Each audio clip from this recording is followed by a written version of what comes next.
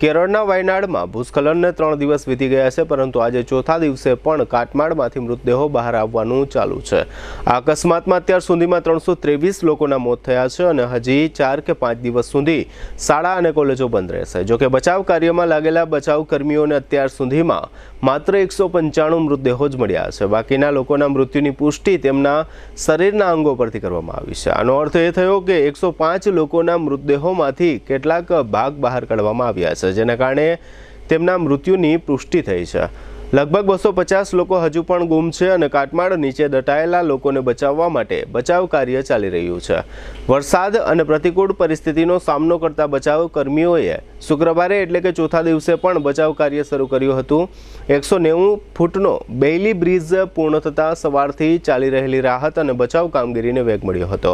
આ પુલ હવે સૌથી વધુ અસરગ્રસ્ત વિસ્તારો મુંડક્કાઈ અને ચુરલમાલાને એમ્બ્યુલન્સની સુવિધા પૂરી પાડવામાં મદદ કરશે।